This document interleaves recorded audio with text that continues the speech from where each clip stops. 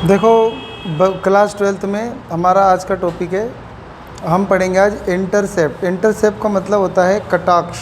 कटाक्ष का मतलब काटना। मतलब X axis, Y axis, Z axis को कोई प्लेन या लाइन काटेगा। तो लिखा है intercept form of the equation of a plane. मतलब एक प्लेन की इक्वेशन किस फॉर्म में? इंटरसेप्ट फॉर्म में, यानी जब वो X axis, Y axis, Z axis को काट रहा हो। तो देखो यहाँ चित्र में दिख रहा है, ये आपका 3D है या 3 डायमेंशनल ज्योमेट्री वाला कोऑर्डिनेट है। ये आपका एक्स एक्सिस होता है इधर, ये वाई एक्सिस और ये ऊपर जेड एक्सिस। ये तीनों एक दूसरे पे परपेंडिकुलर होते हैं, जैसे कमरे का कोना। अब मान लो कोई प्लेन है, कोई प्लेन ऐसा हो सकता है जो तीनों एक्सिस को काट रहा हो। तो देखो प्लेन तो ऐसे मैंने कागज़ की शीट दिखाई थी, लेकिन यहाँ कागज़ की शीट नहीं लग रही, लेकिन कागज़ की शीट ही समझ लो। तो वो इसको कहाँ कहाँ काट रहा है? एक एक्स एक्सिस पे काट रहा है, एक वाई एक्सिस पे काट रहा है, और एक तो ऐसे ऐसे काट रहा है। अगर चाहे तो ऐसे ही बनाते तो कम समझ में आता है, इसको समझाने के लिए ऐसे बना दिया है। तो मान लो एक्स एक्सिस को काटेगा तो एक्स का कोऑर्डिनेट तो होगा, जैसे इसके कुछ डिस्टेंस होगा ना, 1 2 3 कहीं तो काटेगा, लेकिन वाई के कोऑर्डिनेट भी 0 और जेड का कोऑर्डिनेट भी 0। ऐसी एक्स एक्सिस पे कभी भी कोई प्लेन इंटरसेक्ट करेगा या काटेगा तो उसके कोऑर्डिनेट होंगे 0 बी, यानी वाई समझ लो 0 बी 0, और जेड पे काटेगा तो एक्स के कोऑर्डिनेट 0, वाई के कोऑर्डिनेट 0, लेकिन जेड का कुछ होगा, इसीलिए सी। अभी ये ऊपर वाले एक्सिस पे काट रहा है तो प्लस का सी, नीचे काटेगा तो माइनस भी हो सकता है। सही है। अब कह रहा है इन दिस सेक्शन, इस सेक्शन में we shall discuss deduct the equation of plane. हम निकालेंगे equation of plane in term of the intercept. Intercept के टर्म में निकालेंगे। Made by the plane on the X coordinate axis, जो कि plane ना कोऑर्डिनेट एक्सिस से बनाएगा। जो ये जो काटता है ना जहाँ पे, जिस बिंदु पर, इसी बिंदु को इंटरसेप्ट बोलते हैं। तो let the equation be plane B. मान लो आपको इक्वेशन ऑफ प्लेन क्वेश्चन में दे देगा इस फॉर्म में। ये कौन सा फॉर्म होता है? 2 फॉर्म होते हैं वेक्टर के। एक होता है vector equation of a plane और एक होता है Cartesian equation of a plane. ये आपका कार्टेशियन इक्वेशन से समझाया गया है। तो कार्टेशियन इक्वेशन ले लेना, ax plus b y plus c z बराबर प्लस डी बराबर 0। ये ना कोऑर्डिनेट है, ये coordinate Cartesian equation of a plane है। अब ax plus b y plus c z plus d बराबर 0 लेने के बाद कह रहा है कि लेट,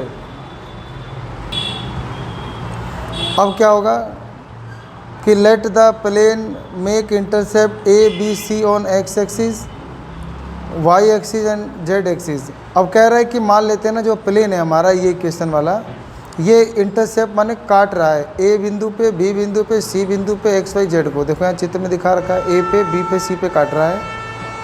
और hence the plane meet X Y and Z axis at A 0 0 0 B 0 0 0 C. देखो अभी दिखाया था ना कि ये प्लेन ना कहाँ कहाँ मिलेगा, यहाँ यहाँ और यहाँ मिलेगा।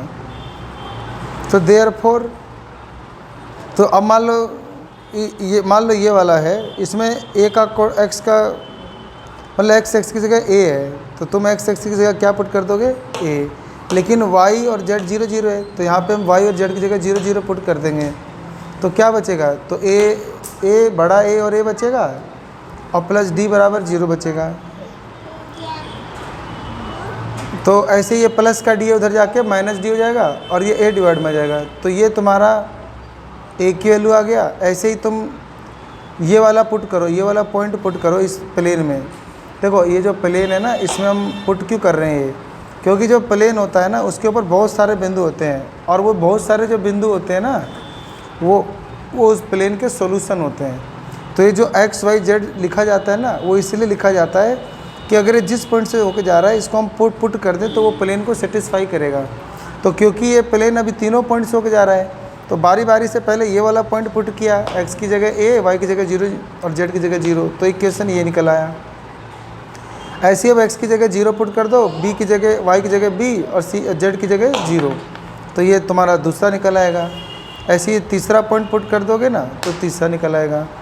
तो ये तुम्हारे 3 निकल आएंगे। ऐसे किसकी वैल्यू है? ये तीनों वैल्यू आपकी इसकी है, बड़े ए की, जिसे हम डायरेक्शन कोसाइन बोलते हैं ऑफ ए प्लेन, फिर ऐसी है बी की और सी की। तो हमारा कह रहा है substituting this value in the equation first of the plane. अब इक्वेशन फर्स्ट जो था ना ये वाला, इसी में इसकी जगह ये पुट करो, इसकी जगह पुट करो, इसकी जगह पुट करो। तो पुट करने के बाद ये जो घटा डी है ये कॉमन लोगे तो प्लस के डी से, और वो कट जाएगा तो यहाँ एक बचेगा। देखो यहाँ पे अभी पुट करके दिखा देता हूँ। तो फिर क्या होगा, तुम ना इस ए की जगह पे ये पुट करोगे, बी की जगह पे ये, सी और सी की जगह पे जी, डी की जगह पे रहने दो डी वाला। तो पुट करके जब तुम कॉमन लोगे ना तो डी से डी कट जाएगा और कहीं ना कहीं इक्वेशन ऐसा आ जाएगा। तो x upon a plus y upon b plus z upon में सी बराबर एक आ जाएगा।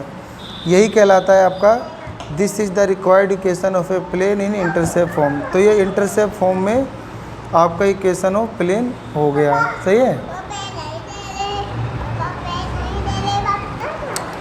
तो देखो ये हमारा एक क्वेश्चन है, find the equation of a plane of the plane. हमें कह रहा है इक्वेशन ऑफ प्लेन फाइंड करो विद इंटरसेप्ट 2, 3 और 4 on X axis, Y axis and Z axis. तो मैं साफ साफ कह दिया कि एक्स एक्सिस पे यहाँ काटेगा, वाई एक्सिस पे यहाँ काटेगा और जेड एक्सिस पे यहाँ काटेगा।